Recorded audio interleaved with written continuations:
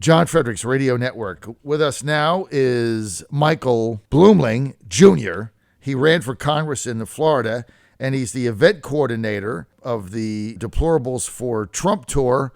Michael, thanks for being with us. Hey, John, good morning. Thanks for having me. Yeah, I was running for Congress down in Florida in District 21 in Palm Beach County. It's in President Donald Trump's backyard, and there's just a lot of corruption there, especially with Jeffrey Epstein. And I just felt like that I could do better in a different role. And I was approached by Alexander Davis with Deplorables for Donald J. Trump, the tour. We have an event coming up in 2 weeks in Burbank, California. We have 7 confirmed congressional Republicans and strong conservatives. We're going to be putting on an event so they can have an opportunity to raise their platform. So for the time being, I was, just really trying to focus on helping America defeat the socialism and this, corruption that we have, especially within the GOP, which I experienced firsthand. How did you experience corruption? Well, first of all, in Palm Beach, you were running for Congress. What district? You said what district is it? It's District 21. It's against Lois Frankel. That's who's running in that district down there. She's the incumbent. And she's a what is she? What party? She was the former mayor of West Palm Beach, and she's been in politics down there for 30 years, and someone who's not done very well for the community and looking out. Child sex trafficking was one of the issues I was really running on down there.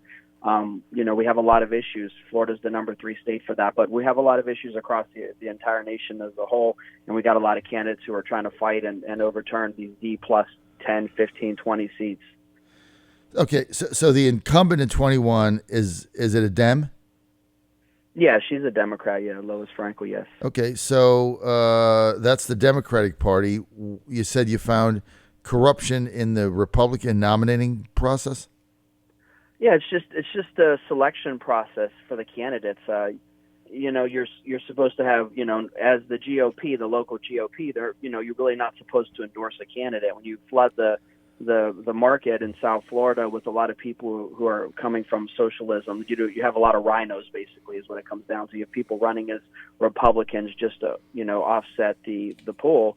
And then also in Florida, for some reason, the primary is in August, and then the election's in November. So Lois Frankel has $1.1 million in the bank because no one ran in that district in 2018.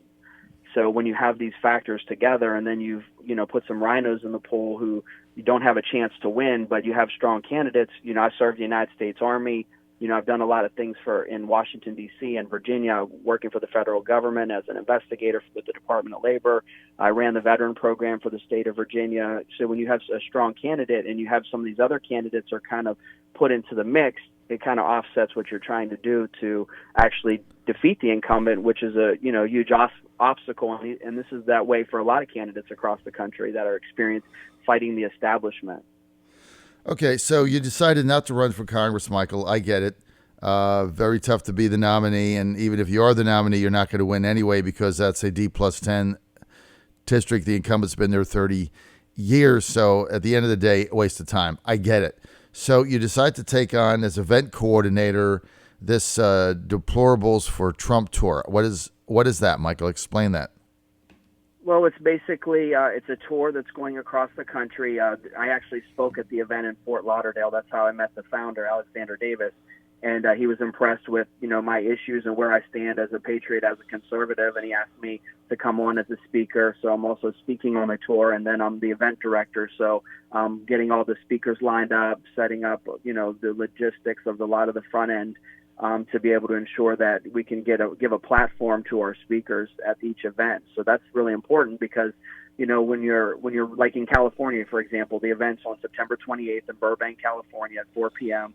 And the event is going to be such a great event because we have 7 candidates who are going to have an opportunity. We're going to live stream it on YouTube and Facebook and get it out so they can distribute out to their networks so that we can raise their profile, especially in California. Like I was saying, there's so much corruption out there. And, they even want, President Trump, they want him, him not even be included on the presidential election ballot. Right. So it just shows you how corrupt it is out there. I kind of remember that story, Michael Bluemling, that they were trying to have him not be on the ballot.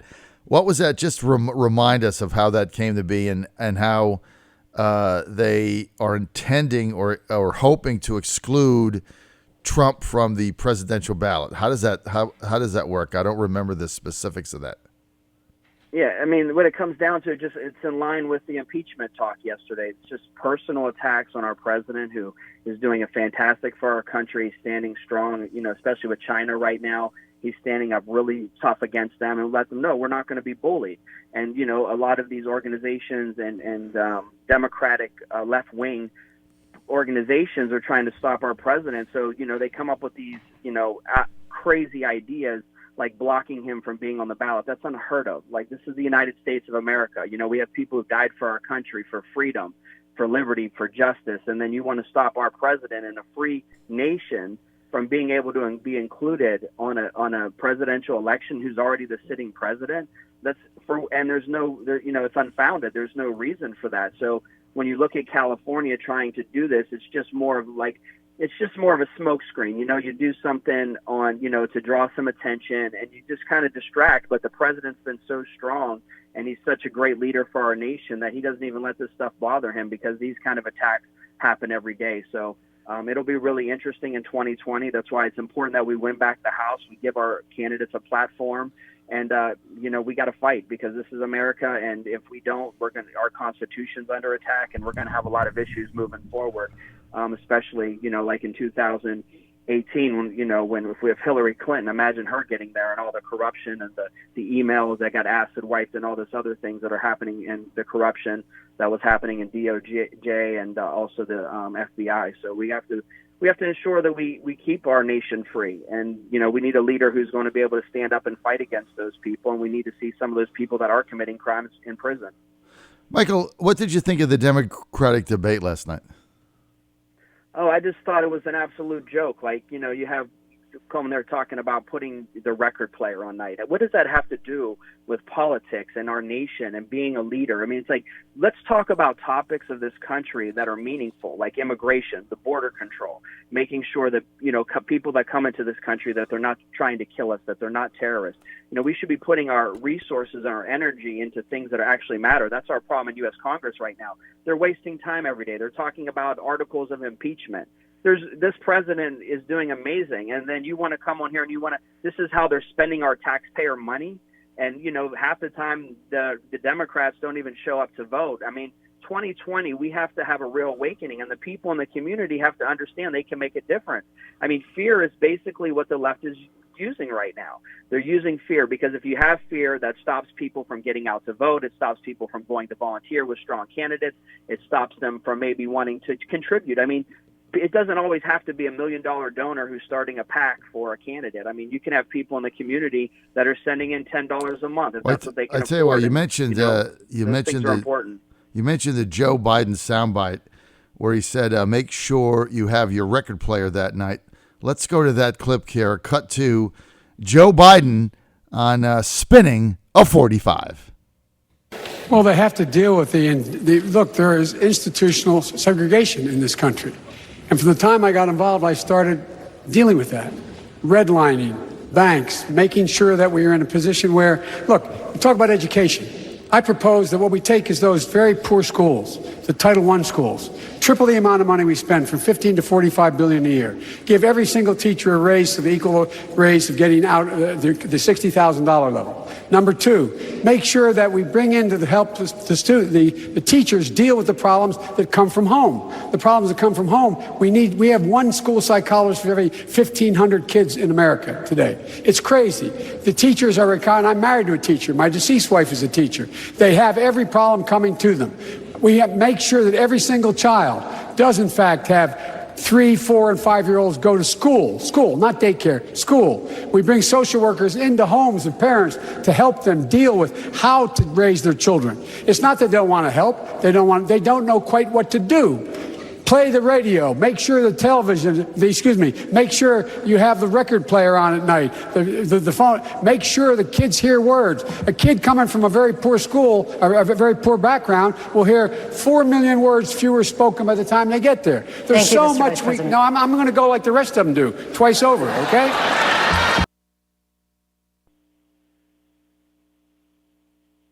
Okay, he's a little behind the times.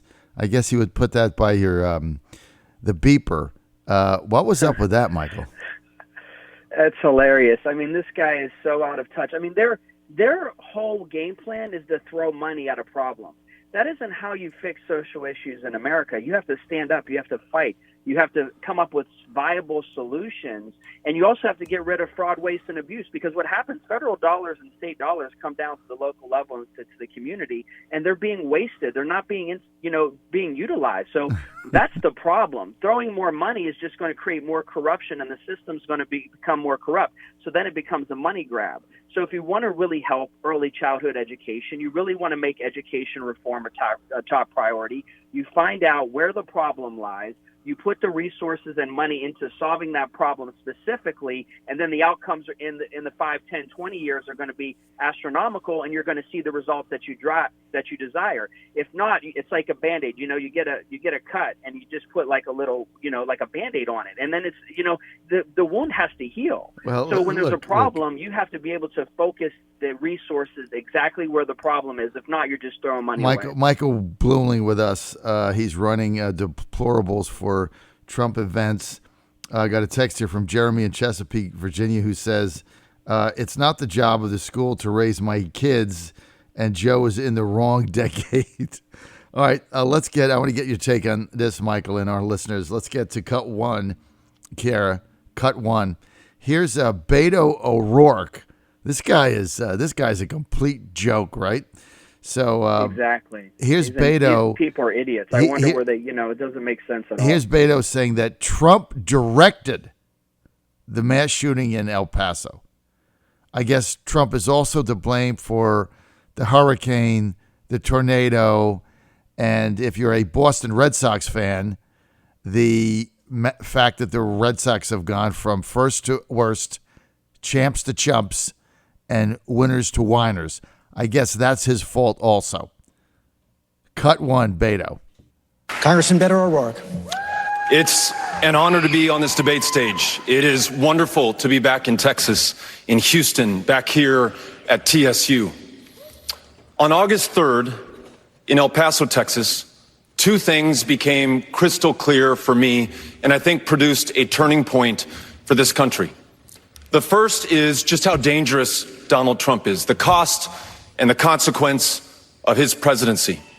A racism and violence that had long been a part of America was welcomed out into the open and directed to my hometown of El Paso, Texas, where 22 people were killed, dozens more grievously injured by a man carrying a weapon he should never have been able to buy in the first place, inspired to kill by our president.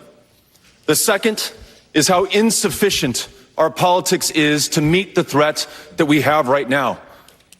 The bitterness, the pettiness, the smallness of the moment, the incentives to attack one another and try to make differences without distinctions, mountains out of molehills. We have to be bigger. We have to see clearly. We have to speak honestly, and we have to act decisively. That's what I want to do for you as President of the United States. What do you say? Trump, Michael, he said Trump inspired the killing. I mean, what is wrong with these people? They're really, there's a problem. And you know what? I was at Salute to America. I was up in Washington, D.C. on the 4th of July, and this president delivered such an amazing show of force for our country and love and patriotism.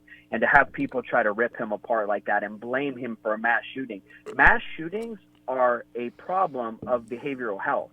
Red flag laws, for example, that's not going to help, because I can say, oh, my neighbor, I'm scared by him, and then they want to go take their guns. All these kind of rhetoric comes around to attacking our Constitution of the United States of America.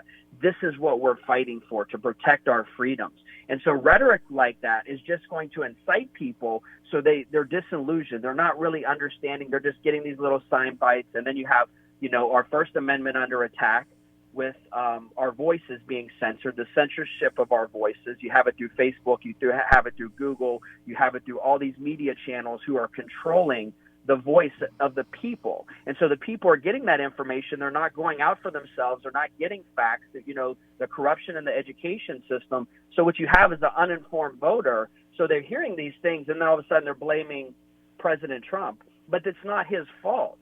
There are behavioral health issues that cause people. No one wakes up in the morning and says, you know what, I'm going to go shoot up 20 people today. That's not a normal thought process. So that's where we have to put our resources. And if we are going to spend money, it has to be to help the community in that way so that people are educated and they're aware. And law enforcement, they need to know, okay, if they get hundreds and thousands of calls a day across the country from potential threats. We don't have the infrastructure to go fight these threats.